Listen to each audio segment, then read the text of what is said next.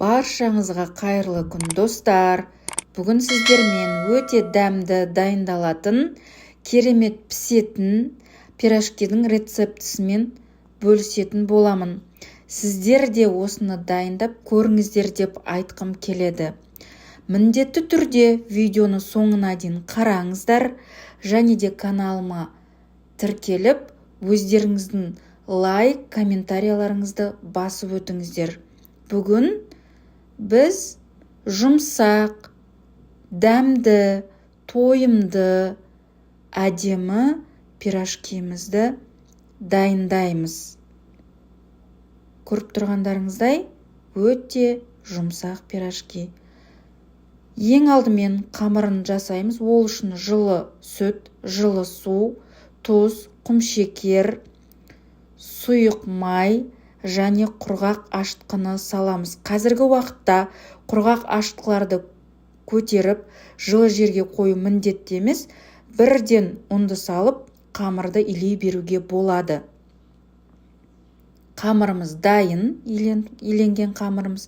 Енді осы қамырымызды жылы жерге 1-1,5 сағатқа қоямыз. Енді пирожкидің салмасын дайындау үшін алдын ала картошканы суға пісіріп алдым. Алдын ала пиязды қуырып алдым сұйық майға, және тұз, бұрыш араластырып пирожкидің салмасын дайындадым. Көріп тұрғандарыңыздай қамырымыз дайын болды.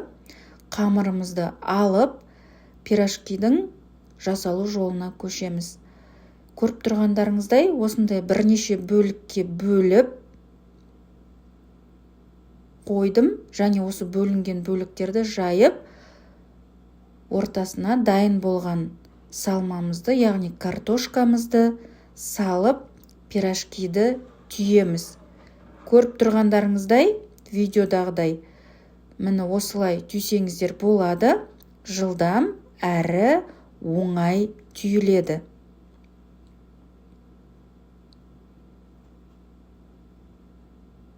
Міне көрсеңіздер болады. Өте әдемі және де оңай түйіледі.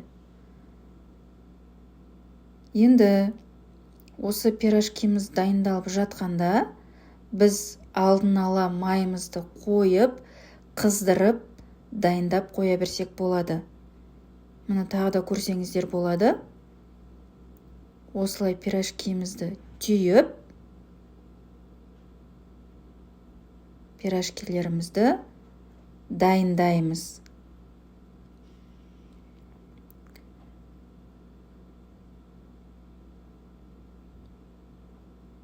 Міне әдемі болып түйілді пирожкилеріміз. Міне видеода көріп тұрғандарыңыздай, міне пирожкилеріміздің барлығы әдемі болып түйіліп, дайын болды. Енді осы дайын болған пирожкилерімізді жаңағы қызып тұрған майымызға салып, пирожкилерімізді пісіреміз. Міне көріп тұрғандарыңыздай, екі жағын жақсылап аудара отырып пісіреміз.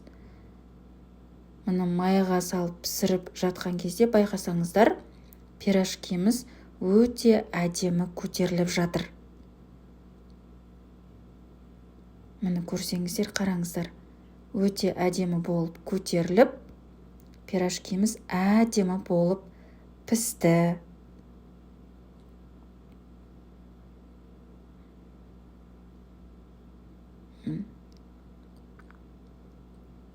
Пирожкиміз дайын.